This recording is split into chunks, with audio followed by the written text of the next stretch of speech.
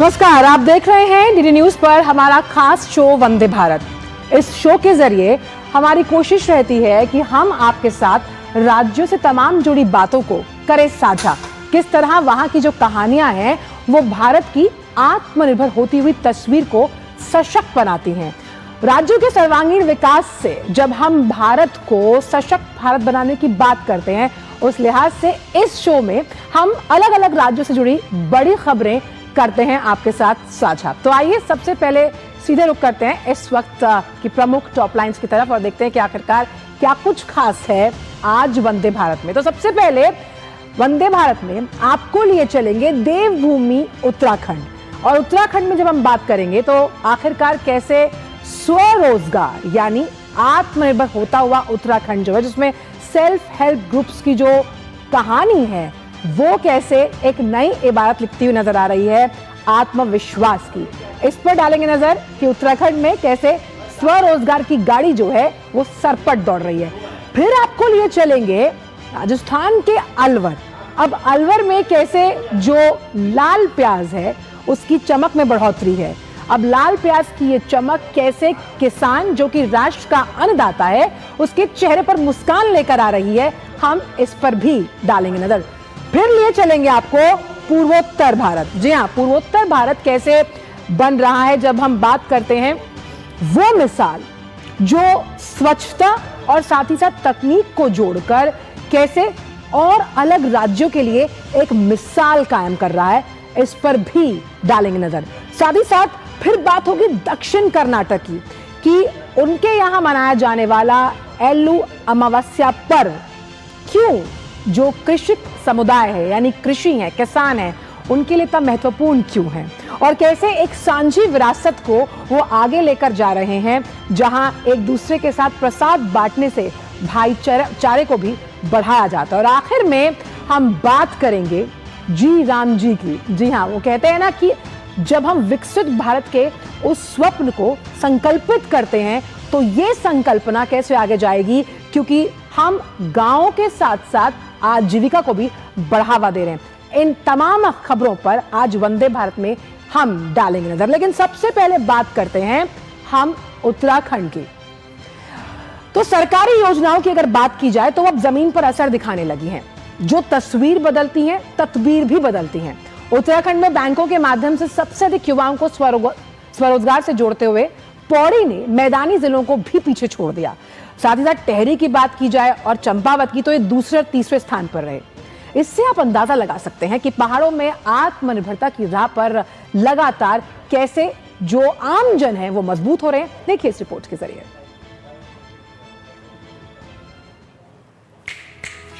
उत्तराखंड में स्वरोजगार अब सिर्फ सपना नहीं बल्कि आत्मनिर्भरता की मजबूत राह बनता जा रहा है। इसी राह पर चलते हुए मुख्यमंत्री स्वरोजगार योजना के तहत पौड़ी जनपद ने प्रदेश में पहला स्थान हासिल कर ये साबित कर दिया है कि सही नीति और जमीनी क्रियान्वयन से पर्वतीय जिलों में भी रोजगार की नई इबारत लिखी जा सकती है।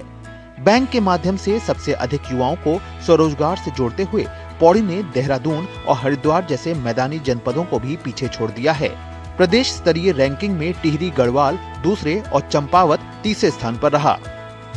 मुझे जो है जिला उद्योग केंद्र द्वारा सहायता मिली, उन्होंने मार्गदर्शिता करी मुझे और बैंक द्वारा मुझे लोन दिलवाया गया। आज मुझे 4-5 साल हो गए काम करते हैं। मेरे पास 6 एम्प्लॉई हैं जो मेरे अंडर में काम करते हैं और जिला उद्योग ने काफ़ी मदद करी।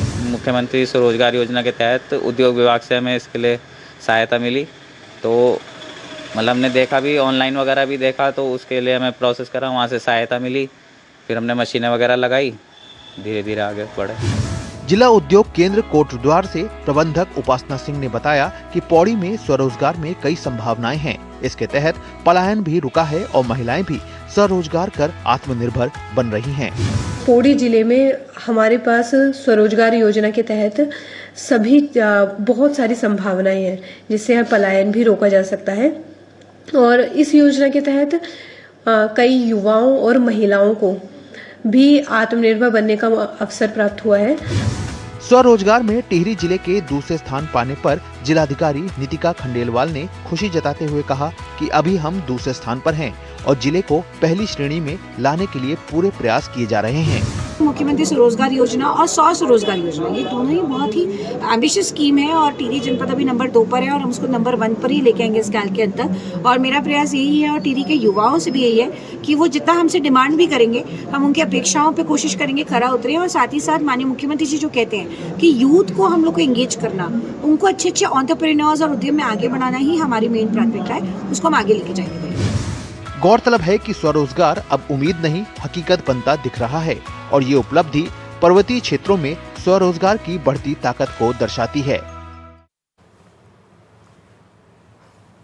तो आत्मनिर्भरता की एक नई कहानी लिखते हुए नजर आ रहे हैं हमारे पहाड़ी इलाके, और ये आत्मनिर्भरता जो है वो कैसे लगातार बढ़ रही है और इसके मौके किस तरह से जब हम बात करते हैं पहाड़ों में दिए जा रहे हैं। तो सबसे पहले बात करते हैं कि कैसे स्थानीय उत्पादों और कृषि पर जोर है, और इसकी वजह से हमने देखा कि स्वरोजगारी पर लगातार फोकस है वहाँ की जो राज्य सरकार है उसका, और इसीलिए स्थानीय उत्पाद जो है वो जब वैश्विक लेवल पर अपनी पहचान बनाते हैं तो उस पहचान की वजह से जो राज्य है उसकी भी पहचान अंकित होती है। आप देखिए कई ऐसे उत्पाद होते हैं इन पहाड़ी इलाकों से जुड़े हुए जिन्हें जी टैग तक मिल चुका है और इसकी वजह से उनकी पहचान अब वैश्विक लेवल पर है। महिला सशक्तिकरण बहुत इंपॉर्टेंट केंद्र बिंदु है, क्योंकि यहाँ पर महिलाओं को सशक्त किया जाता है जब उन्हें स्वयं सहायता समूह यानी कि सेल्फ हेल्प ग्रुप्स के साथ जोड़ा जाता है। हम इसमें मधुमक्खी पालन की बात करते हैं, हम बात करते हैं कि किस तरह से शहद के जरिए रोजगार में बढ़ोतरी होती है, और इसमें स्वयं सहायता समूह जो हैं वो स्वरोजगार की धुरी हैं। कैसे वो जिले जिले जाकर महिलाओं को इकट्ठा करते हैं और उन महिलाओं को इकट्ठा करके उन्हें रोजगार से जुड़ी हुई तमाम जो बातें हैं वो बताते हैं, क्योंकि अगर महिला सशक्त होती है, आत्मनिर्भर होती है आर्थिक तौर पर किसी परिवार के लिए, तो ये अपने आप में बहुत मजबूती देता है जो भी परिवार आगे बढ़ने की कोशिश कर रहा है पहाड़ी इलाकों में। अब संसाधनों के सदुपयोग पर आते हैं कि कैसे तो तमाम उनके संसाधन जो प्रचुर मात्रा में मौजूद हैं, पहाड़ी संसाधन, उनका तार्किक उपयोग किया जाता है वहां पर लोगों के द्वारा, और इसकी वजह से भी जो इस स्वरोजगार को हम आगे बढ़ाने की बात करें ताकि पलायन की समस्या के विकल्प के रूप में स्वरोजगार खड़ा हुआ। इसमें सरकार के साथ साथ जो तकनीक का सहयोग है यानी कि टेक्नोलॉजी ट्रांसफर वो सबसे इंपॉर्टेंट है, और ये समन्वय जो सरकार ने तकनीक के साथ जोड़ा और सरकारी योजनाओं की आर्थिक प्रगति जो है वो इस सकारात्मक माहौल को बताती है जिसमें हर हाथ को हुनर है। जी हाँ, तमाम युवाओं को प्रशिक्षित किया जाता है और ये प्रशिक्षण उनको लेकर जाता है स्वरोजगार के उस पहाड़ पर जिसमें लगातार हम कोशिश कर रहे हैं कि स्वरोजगार के जरिए ये तमाम जो पहाड़ी इलाके हैं वो मजबूत होते हैं। तो इस खबर के बाद आइए बात करते हैं विकसित भारत की। विकसित भारत में जी राम जी विधेयक 2025 की अगर बात की जाए, संसद का शीतकालीन सत्र अभी हाल ही में खत्म हुआ और इसमें दोनों सदनों में से पारित कर दिया गया। इस योजना को लेकर श्रमिकों और ग्रामीण जो है उनमें खासा उत्साह देखा गया। ग्रामीणों का मानना है कि जी राम जी योजना गांव में स्थायी और टिकाऊ आजीविका के अवसर पैदा करेगी। अब अगर इस योजना की बात की जाए तो कुछ इंपॉर्टेंट ग्राफिक्स के जरिए आपको बताते हैं कि अब ग्रामीणों को 125 दिन की रोजगार कानूनी गारंटी मिलेगी। इसके अलावा अगर काम नहीं मिलता तो बेरोजगारी भत्ता भी दिया जाएगा। ये योजना केंद्र और राज्य सरकारों के बीच साझा जिम्मेदारी पर आधारित होगी और इसमें 60% खर्च जो है वो केंद्र सरकार वहन करेगी और 40% राज्य सरकार। जी राम जी योजना में ग्रामीणों को रोजगार गारंटी कार्ड मिलेगा जो अगले 3 साल तक मान्य होगा। इसके साथ ही आधार और बायोमेट्रिक सत्यापन के जरिए योजना में होने वाली जो धांधली है उस पर भी लगाम लगेगी। और वही विशेष रूप से दिव्यांगों के लिए भी योजना बहुत महत्वपूर्ण साबित होगी। उन्हें एक विशेष रोजगार गारंटी कार्ड दिया जाएगा और कम काम करने पर भी अधिक मेहनताना मिलेगा। इसके अलावा बुआई अगर की बात हम करते हैं, कटाई के समय में मजदूरों की जो उपलब्धता है ये योजना उसे सुनिश्चित करेगी और साथ ही साथ इस सुनिश्चित करने के साथ साथ कई ऐसे विशेष उपाय भी किए जाएंगे। और अगर इस कानून का उल्लंघन होता है तो संबंधित पक्षों पर 10,000 रुपए तक के दंड का भी प्रावधान है। इसमें आपको ये भी बता दें कि ये योजना पारदर्शी है, आपको अकाउंटेबल बनाएगी, साथ ही साथ सामाजिक सुरक्षा जिससे हम इंक्लूसिव डेवलपमेंट की बात कर रहे हैं उससे सुनिश्चित करने के लिए बनाई गई है। इसमें एक जो सबसे बड़ा युगांतकारी कदम वो ये है कि गांव को तो विकसित कर ही रहे हैं, लेकिन कैसे अब हम बात करते हैं आजीविका सुनिश्चित करना, यानी कि गांव के विकास के साथ, संपूर्ण गांव के विकास के साथ कैसे आजीविका सुनिश्चित होगी। उसमें क्लॉज 4 सेक्शन 5 की अगर बात की जाए, हम उससे आपको ग्राफिक्स के जरिए समझाने की कोशिश करेंगे कि ये सेक्शन 4 कहता क्या है। ये सेक्शन 4 इस तरफ इशारा करता है कि ये जो योजना है इसमें तय बजट है, आपूर्ति आधारित, जितनी आपको आपूर्ति करनी है उस आपूर्ति पर आधारित इस बिल को बनाया गया। ढांचे के तहत आपको खर्च जो है वो तय किया गया। अनियंत्रित खर्च यानी कि जो फर्जी खर्चों की मांग थी या गड़बड़ी पर लगाम लगाने के लिहाज से ये बिल बहुत अहम है। और राज्यों की जो जवाबदेही है यानी कि अकाउंटेबिलिटी है, उसको बढ़ाने में भी ये बिल बहुत सहायक साबित होगा। एक बहुत बड़ा जुमला जिसे लगातार कहा जाता है कि भाई ऊपर से हमें पैसा नहीं मिला, केंद्र सरकार से पैसा नहीं आया, ये जो बहाना है वो अब नहीं आएगा, क्योंकि 40% खर्च तो आपको भी वहन करना है। लेबर बजट की जगह इसमें जो टर्म इस्तेमाल किया गया वो है मानक आवंटन का प्रस्ताव। इससे एक पैराडाइम शिफ्ट आप इसमें यहां देखेंगे। मानकों के आधार पर, वस्तुओं के मानकों के आधार पर राज्य के लिए धन की निश्चित सीमा है और राज्यों की मांग के अनुसार पैसा देने की व्यवस्था नहीं है। साथ ही साथ केंद्र और राज्य सरकार मिलकर इस फंडिंग को साझा करने वाले हैं। और फिलहाल वक्त एक छोटी सी ब्रेक का है, लेकिन ब्रेक के उस पार आकर बात करेंगे कि कैसे लाल प्याज जो है वो चमक बढ़ाते हुए किसानों के चेहरों पर ला रहा है मुस्कान। जुड़ रहिए इस खास शो वंदे भारत के साथ। अदरक की हुई कुटाई, चाय की पतीली चढ़ाई, ऐसी बनी चाय। सिर्फ अदरक से चाय का स्वाद नहीं आएगा। नहीं आएगा बेटा, चाय का असली टेस्ट MDHD+ से ही आएगा। लौंग, हरी इलायची से भरपूर MDH टिंटोस मसाला। मसाले सच MDH। चिंतामणि, क्यों इतनी चिंता करते हो? क्या खरपतवार से परेशान हो? पेश है स्टील MH210 फ्लावोवीडर। खरपतवार पे करो वार, सुनहरी फसल होगी हर बार। तू मेरे घर के रानी, ये मेरे खेतों का राजा। स्टील उपकरण लाए परिवर्तन। जरा सी हंसी दुलार, जरा सा Amul, the taste of India। जरा सी अनबन प्यार, जरा सा Amul, the taste of India। यही तो अमूल है, स्वाद इंडिया का, यही तो अमूल है, taste of India, taste of India, taste of India। मेरी पसंद, मेरी पसंद, मेरी पसंद, मेरी पसंद, हमारी पसंद, हम सबकी पसंद। मजबूत देश का मजबूत सरिया हो गया स्टील। चिंतामणि, क्यों इतनी चिंता करते हो? क्या खरपतवार से परेशान हो? पेश है स्टील MH210 फ्लावोवीडर। खरपतवार पे करो वार, सुनहरी फसल होगी हर बार। तू मेरे घर के रानी, ये मेरे खेतों का राजा। स्टील उपकरण लाए परिवर्तन। ब्रेक के बाद का स्वागत। और आइए वंदे भारत में आपको लिए चलते हैं राजस्थान के अलवर जिले, जहां लाल प्याज देश भर सहित विदेश में भी मशहूर है। यहां पैदा होने वाली लाल प्याज की डिमांड सबसे ज्यादा हो रही है और बांग्लादेश से प्याज की डिमांड आने की वजह से अगर हम बात करें तो भारत सरकार लगातार ये कोशिश कर रही है कि किस तरह से इसकी डिमांड में बढ़ोतरी हो। और भारत सरकार ने प्याज के निर्यात की अगर बात की जाए तो उसकी अनुमति दी, जिससे किसानों में खुशी का माहौल है। देखिए खास रिपोर्ट। देश तक गूंजा लाल प्याज का जलवा, अलवर के लाल प्याज की फिर बढ़ी चमक। लाल सोने के नाम से विख्यात है अलवर का लाल प्याज। बांग्लादेश निर्यात से किसानों को राहत और मुनाफा। राजस्थान और अलवर जिले की लाल प्याज देश भर के साथ साथ विदेशों में भी मशहूर है। यहाँ पैदा होने वाली लाल प्याज की मांग सबसे ज्यादा होती है।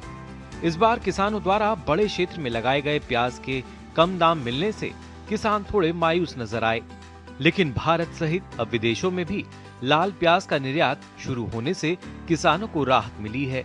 लाल सोने के नाम से विख्यात अलवर के लाल प्याज का बांग्लादेश के लिए निर्यात खुलने से प्याज के भाव में सुधार होने से किसानों को मुनाफा होने लगा है। पिछले महीने तक प्याज के भाव कम होने से किसानों को नुकसान हो रहा था, लेकिन दिसंबर माह में बांग्लादेश से प्याज की डिमांड आने पर भारत सरकार ने प्याज के निर्यात को अनुमति दे दी, जिससे प्याज के दाम 3 गुना तक बढ़ गए और पूर्व में कम दाम होने से प्याज से होने वाले नुकसान से किसानों को राहत मिली है। पहले के मुकाबले लगभग दुगने भाव में अभी प्याज बिक रही है।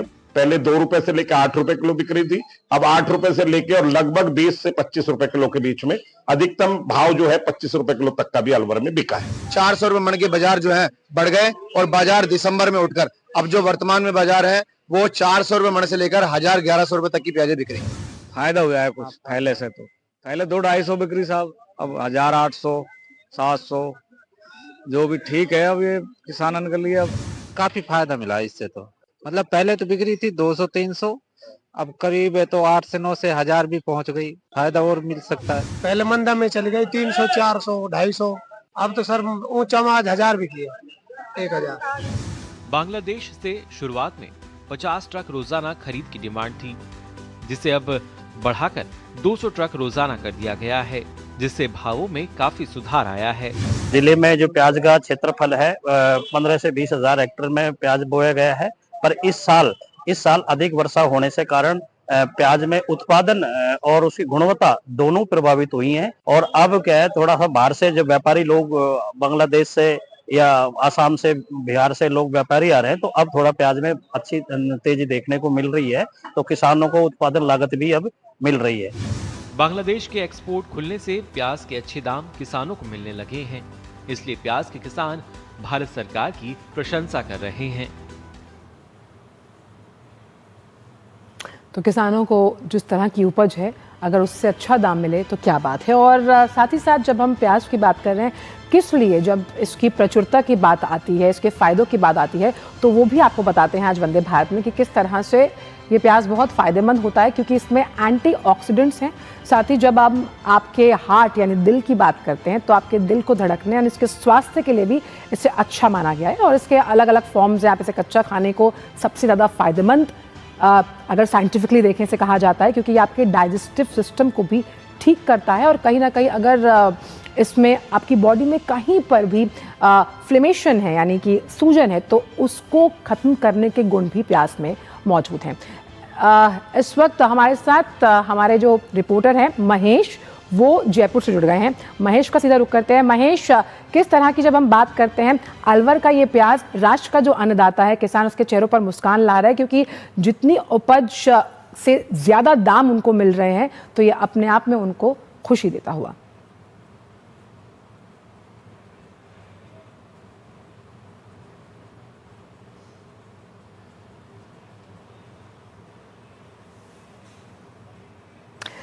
तो अलवर का लाल सोना जो है यानी कि प्याज, वो विख्यात है। महेश, आप अपने आप को अनम्यूट कीजिए, क्योंकि आपकी आवाज़ हम तक नहीं पहुंच पा रही है। शायद आपने अपने आप को म्यूट किया हुआ है। अगर मेरी आवाज़ आप तक पहुंच रही है तो महेश, आप मुझे सुन पा रहे हैं?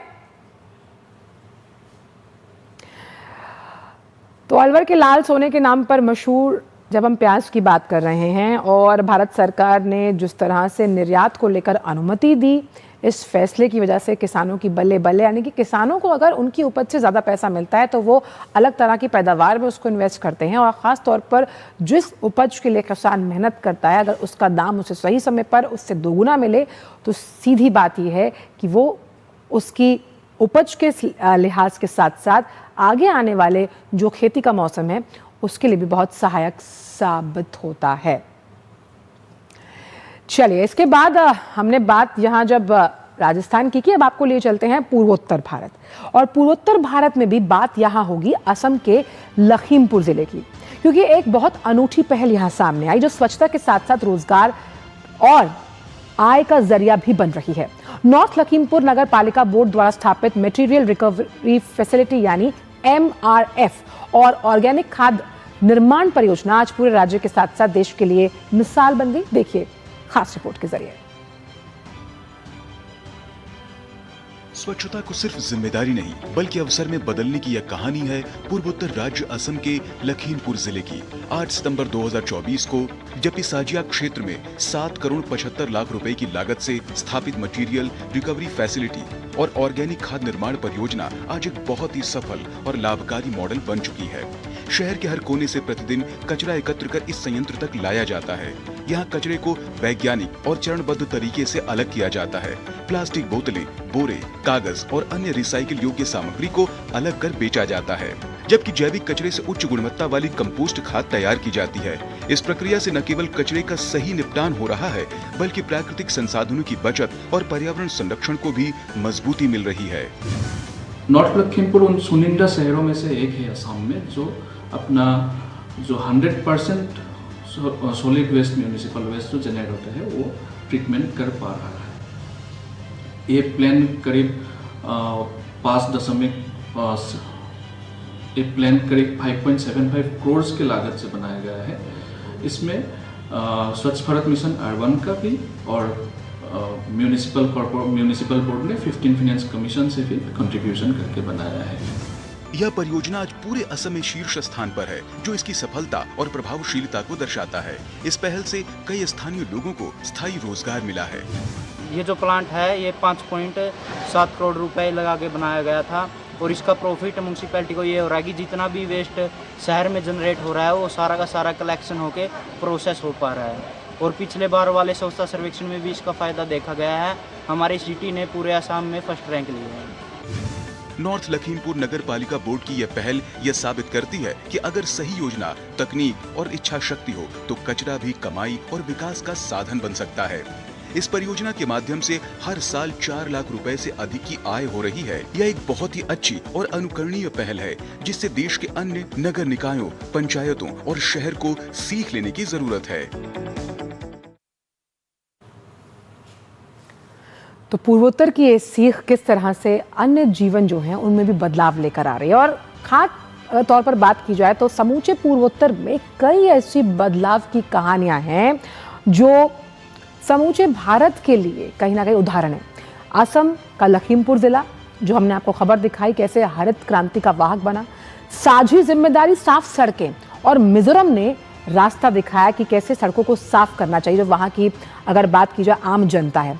अरुणाचल प्रदेश आपको लिए चलते हैं, वहाँ का जो समुदाय है वो कचरा प्रबंधन में बदलाव लाने के लिए आह्वान कर रहा है और उसी के नेतृत्व में ये कचरा प्रबंधन जो है इसमें आम जन की भागीदारी से इससे निपटा जा रहा है। वहीं परंपरा से परिवर्तन, नागालैंड की अगर बात की जाए, हॉर्नबिल फेस्टिवल सबसे महत्वपूर्ण फेस्टिवल माना जाता है नागालैंड का, और वहाँ पर उसे जीरो वेस्ट बनाने की बात की जा रही है। यानी परंपरा तो है ही, लेकिन परंपरा से हम पर्यावरण में क्या अनुकूल परिवर्तन कर सकते हैं जो माँ प्रकृति के प्रति हमारी जिम्मेदारी है।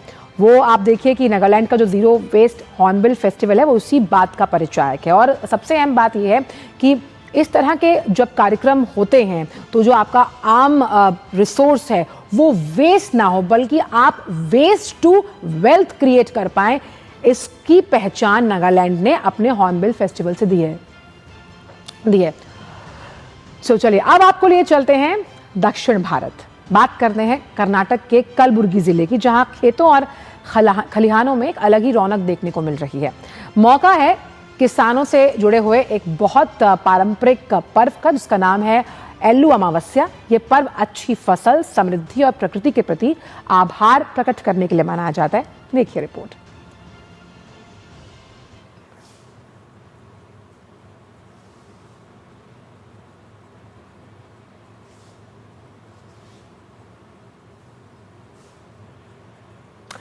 तो एल्लू अमावस्या की अगर बात की तो धार्मिक उत्साह का प्रतीक इसे माना गया है। कलबुर्गी में किसानों द्वारा पारंपरिक तौर पर इसे मनाया जाता है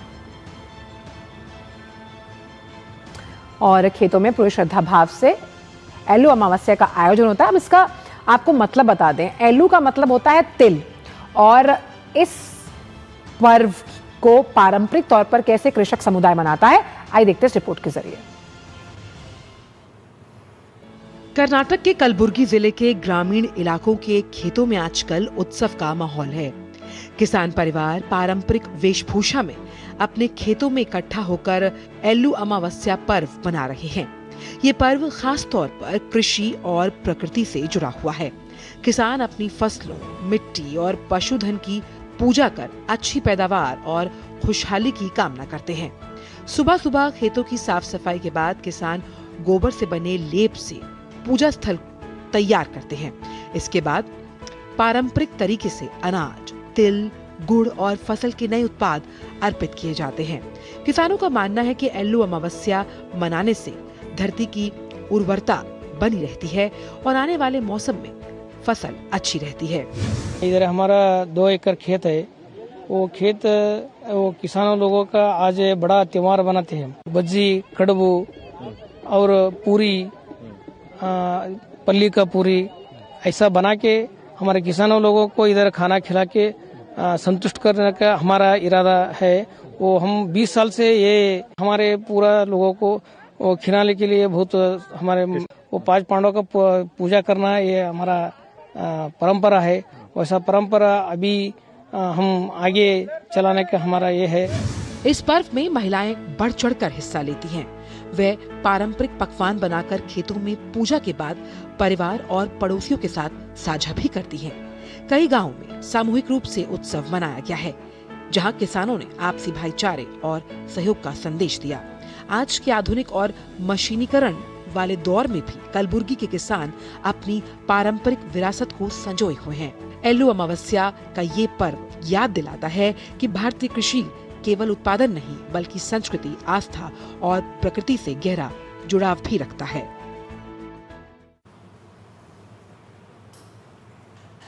धार्मिक उत्साह के साथ मनाया जाता है ये पर्व। और आज वंदे भारत में इतना ही। कल आपसे फिर मुलाकात होगी, कुछ और राज्यों की नई बातें करेंगे साझा इस मंच के साथ। मुझे मेरी पूरी टीम को दीजिए इजाजत। नमस्कार।